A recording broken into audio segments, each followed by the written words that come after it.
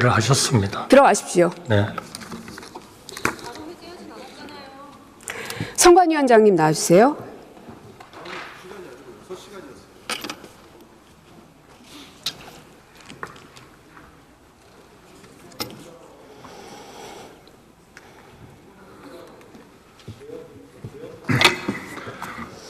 예. 대통령의 담화를 보면 개헌 발령 주된 이유 중 하나가 부정선거였습니다.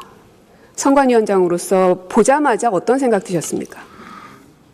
상당히 충격적이었습니다. 대통령께서 그렇게 생각하신다는 자체가. 대통령의 말을 하나하나 뜯어보면 작년 하반기에 선관위에 대한 북한의 해킹 공격이 있었다라고 말씀하신 바가 있어요.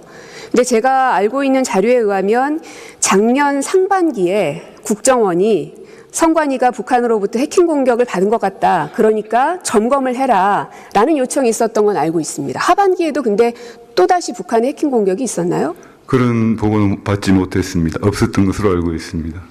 없었던 일이네요. 해킹으로 접속해서 데이터 조작을 하는 것이 가능하다라고 말씀하셨는데 가능합니까?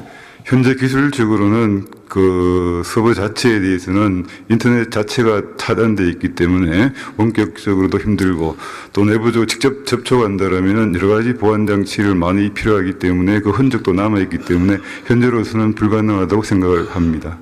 제가 알기로는 물리적으로 망이 완전히 분리되어 있는 걸로 알고 있습니다. 네, 맞나요? 네, 그렇습니다. 그럼 외부에서 망을 통한 해킹은 원천적으로 불가능합니다. 불가능한 것으로 알고 있습니다. 그럼 이것도 틀렸네요. 대통령이 비밀번호도 아주 단순해서 1, 2, 3, 4, 5 같은 시기였다라는 말씀을 하셨어요. 24년 총선 때에도 역시 이런 상황이었습니까? 그렇지는 않습니다.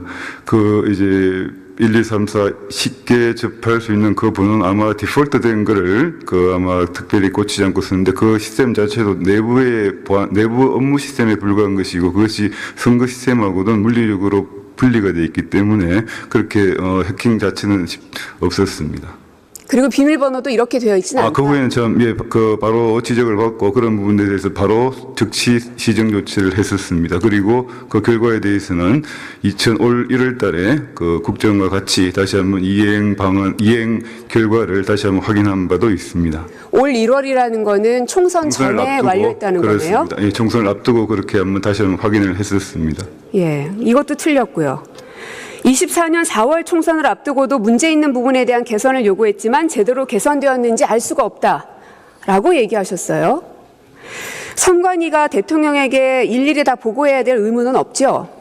그렇습니다. 헌법상 하지만 기관입니다. 예. 정부 부처들에게 혹은 대변인실을 통해서 등등 전파는 하셨습니까? 조치 사항들에 대해서? 조치 사항에 대해서는 특별히 저희들이 따로 전파를 한 적은 없고 다만 보안 컨설팅 자체가 우리가 국정원 또 인터넷진흥원 또 양당의 또 협조를 받아서 같이 하고 그 단체 그대로 우리가 지적된 보안 컨설팅에 나타난 문제점을 그 후에 바로 올 총선을 앞두고 다시 한번 확인을 받았습니다. 그러니까 작년 국감 때 저희가 이미 알고 있었거든요. 그 주치사항을. 제가 그 당시 과방위였기 때문에 정확하게 알고 있는데 근데 대통령께서는 지금 보면 이미 선관위가 조치한 사항들에 대해서 하나도 모르고 계세요. 보고를 제대로 안 받으시는 것 같은데요. 어떻게 보세요? 그래서 저희들이 그 대통령 담화를 보고 사실과 다르거나 또 취약하다는 부분도 상당히 과장되어 있다. 그렇게 어제 보도자료를 배포한 바 있습니다. 문건 하나 띄워주시죠. 대통령이 어떤 국정 상황에 대해서 제대로 보고를 받지 못한 것도 문제인데 이게 22년 대선을 앞두고 윤석열 캠프 내부에서 작성한 문건입니다. 신용환 씨가 공개한 문건인데요. 보면 부정선거 관련 관리 대책이라는 제목의 문건이에요. 보시면 사전투표 결과의 바꿔치기, 자동개표기 부정 이런 것이 의심스럽다. 어떻게 생각하십니까? 사전투표 결과 바꿔치기 가능합니까?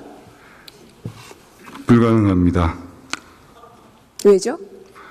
절차적으로 그것이 어떤 전자지표 자체로 투표가 이루어지는 것이 아니라 다만 그 절차적으로 그걸 모아서 다시 검사하고 그 절차 투 개표 과정 자체에서 그 양측 후보자들, 정당 관계자들, 공무원들 다 보고 있기 때문에 그렇게 한다는 것은 불가능하다고 저희들은 보고 있습니다. 그리고 또 다음 장도 보시면은 양정철 개입설 해서 중국 개입설 부분이 나와 있어요. 그러니까 중국이 대한민국 선거에 개입할 수 있다는 의혹 제기인 것 같습니다. 이거는 외교 문제로도 비화될 수 있는 부분인데 어떻게 보십니까? 저로서는 뭐 처음 듣는 이야기고 또 이해하기 어려운 문제 제기인 것 같습니다. 그리고 마지막 장 또 보여주세요. 부정선거는 컴퓨터 알고리즘과 해킹에 있다. 그래서 집계 과정에서 컴퓨터 알고리즘을 조작한다면 투표 결과와 관계없이 승패 조작이 가능하다. 어떠세요? 제가 저희 선관위에서 누누이 여러 번에 걸쳐서 보도자료를 배포를 했습니다만 이게 투개표, 개표 자체가 손으로 이루어지고 그 투개표 자체에 대한 수기 작업에 따른 직계표가 따로 있고 그 직계표에 따른 결과를 컴퓨터에 입력을 합니다. 그러면 그 직계표도 종이 직계표가 따로 존재를 하고 있고 선거가 끝나고도 한참일 때까지 그 직계표도 보관을 하고 있습니다. 그 과정에서 직계 자체에 약간의 뭐 실수나 있으면 바로바로 파악이 돼서 바로 고쳐지게 되고 그 또 여러 가지 그 과정에서 여러 눈들이 있기 때문에 그 자체로서 그 컴퓨터 안에서 그대로 조작이 이루어진다는 것은 저희로서는 도저히 이해하기 어려운 주장인 것 같습니다. 도저히 이해할 수 없는 내용이 거대 정당의 내부 문건, 그것도 한 번 누가 쓴 것도 아니라 여러 차례에 걸쳐서 저런 류의 논의들이 있었다는 게 저는 믿어지지가 않습니다.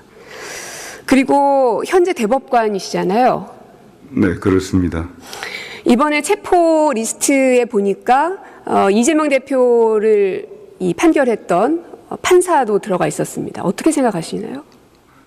뭐 선거관리위원장 입장에서 드릴 말씀은 아니긴 합니다만 그것도 참 충격적입니다. 도저히 있을 수는 없다고 생각을 합니다. 들어가십시오.